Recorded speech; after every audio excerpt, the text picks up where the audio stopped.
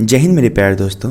तो हम अभी क्लास 10th बिहार बोर्ड का इतिहास की दुनिया जो बुक आता है उसका आपका लघुत्तरीय प्रश्न देख रहे हैं। उस सीरीज का यह 3rd वीडियो है जिसमें हम आपका यूरोप में राष्ट्रवाद जो एक बहुत ही इम्पोर्टेंट चैप्टर है जिसका हम क्वेश्चन आंसर देख रहे हैं। पिछले वीडियो में हमने 2 क्वेश्चन आंसर देख लिए हैं। आपका आई बटन में इसका लिंक दिया होगा, आप देख सकते हैं। चलिए इस वीडियो को शुरू करते हैं। तो दोस्तों पहला क्वेश्चन है कि जर्मनी के एकीकरण में क्या बाधाएं थी। यहाँ पर जो यह है ना, ये वाला नहीं होगा, यहाँ पर होगा क्या बाधाएं थी। क्या होगा? क्या बाधाएं थी। ध्यान रखिएगा, क्वेश्चन क्या होगा कि जर्मनी के एकीकरण में क्या बाधाएं थी। तो आइए इसके आंसर देखते हैं। जैसे आपको सबसे पहले हम कुछ बेसिक चीज़ बताते हैं, वो ध्यान समझिए। जैसे मानिए कि अगर कोई भी क्षेत्र है, ठीक है, एकीकरण का क्या मतलब होता है? एकीकरण का मतलब होता है कि कोई भी क्षेत्र आपका एक होना ही क्या कहलाता है? आपका एकीकरण कहलाता है। याद रखिएगा कि किसी भी क्षेत्र का क्या होना, तो एक होना ही क्या कहलाता है? तो एकीकरण कहलाता है। तो आप बताओ, अगर मानो यह कोई क्षेत्र है, ठीक है, और यह क्षेत्र यदि बहुत छोटे छोटे टुकड़ों में टूटा होगा तो हर एक जगह का लोग क्या एक दूसरे के सपोर्ट में बोलेंगे? नहीं बोलेंगे। और जब तक एक दूसरे के सपोर्ट में नहीं बोलेंगे तब तक क्या यह एक दूसरे का मदद करेंगे? नहीं करेंगे। जब एक दूसरे की मदद नहीं करेंगे तो क्या ये सब एक साथ मिलकर रहेंगे? तो नहीं रहेंगे। तो क्या यह स्थान का लोग एक साथ नहीं रहेंगे तो क्या ये कभी एकीकृत हो पाएंगे? तो नहीं हो पाएंगे।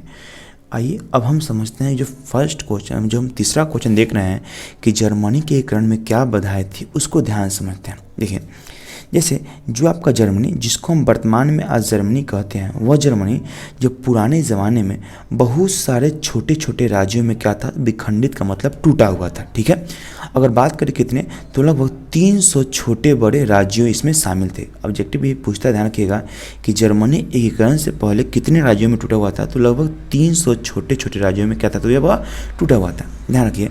अब बताओ, जब यह छोटे छोटे राज्यों में टूटा रहेगा तो क्या यहाँ के जो लोग रहेंगे, हर एक राज्य में अलग अलग लोग रहेंगे, और हर एक राज्य में अलग अलग लोग रहेंगे तो यहाँ का जो राजनीति होगा वो भी अलग होगा, जो सामाजिक रूपरेखा होगा वह भी अलग होगा।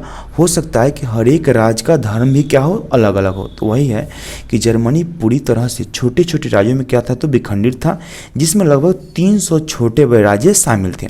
उन राज्यों का राजनीतिक, सामाजिक और धार्मिक विषमताएं थी। मतलब उन जितने राज्य थे उन सब राज्य में अलग अलग लोग रहते थे, अलग अलग राजनीति होता था और अलग अलग समाज और अलग अलग धर्म का लोग रहते थे। तो कभी भी वो एक रहना चाहेंगे ही नहीं।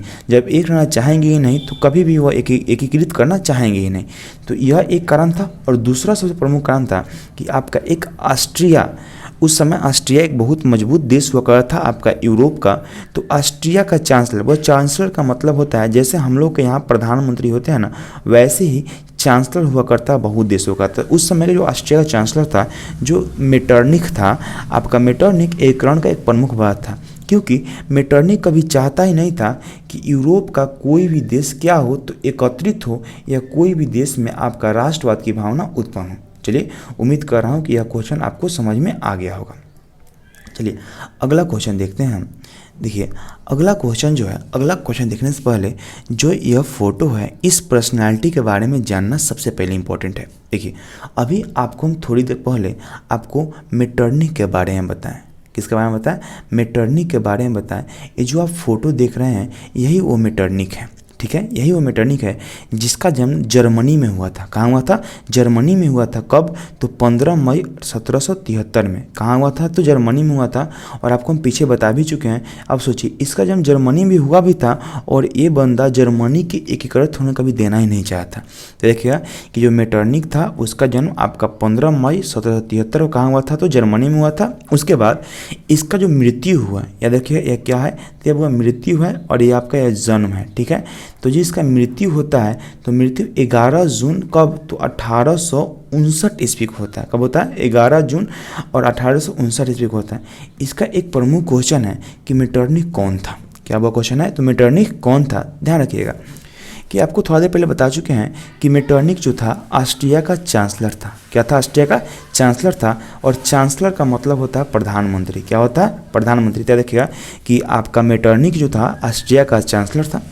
यह एक इतना खराब आदमी था, आप सोच सकते हैं कि वह घोर प्रतिक्रियावादी, प्रतिक्रियावादी का मतलब होता है कि वह कभी नहीं चाहता है कि कोई बदलाव उदलाव हो। उसके बाद यह एक निरंकुश चांसलर था। निरंकुश का मतलब होता है इससे कोई फर्क नहीं पड़ता है कि उसका जनता मर रहा है या उसका जनता जिंदा है। उसके बाद इसका एक सोच था कि वो पुरानी व्यवस्था को समर्थन करता था, मतलब कि जो पुराने ज़माना में राजतंत्र हुआ करते थे, क्या हुआ करते थे, वह राजतंत्र हुआ करते थे, वह इसका सपोर्ट कर रहा था। वह कभी नहीं चाहता था कि लोकतंत्र का स्थापना हो, एवं ये यूरोप में किसी प्रकार के परिवर्तन को देखना ही नहीं चाहता। जो मेटरनिक था वह ऑस्ट्रेलिया का चांसलर था। उसके बाद यह घोर प्रतिक्रियावादी एवं निरंकुश चांसलर था और वह पुरानी व्यवस्थाओं को समर्थन करता था। इसके साथ साथ याद रखिएगा कि वह क्या कर रहा था, तो यूरोप पर किसी प्रकार के परिवर्तन को देखना नहीं चाहता था। जो आपका मेटरनिक था, इसके व्यक्तित्व को हम समझ सकते हैं इसके कथन से। वो हम लिख रखा है कि इसके व्यक्तित्व को हम इसके कथन समझ सकते हैं। जो मेटरनिक था यह एक बात कहता था कि शासन करो लेकिन कोई परिवर्तन नहीं होने दो। मतलब क्या है कि आप यदि राजा हैं और कहीं राज कर रहे हैं तो राज कीजिए, कोई दिक्कत नहीं है, लेकिन कोई बदलाव नहीं होना चाहिए। ठीक है, तो आप समझ चुके होंगे कि मेटरनिक कौन था। तो चलिए मिलते हैं अगले वीडियो में। Thanks for watching. तो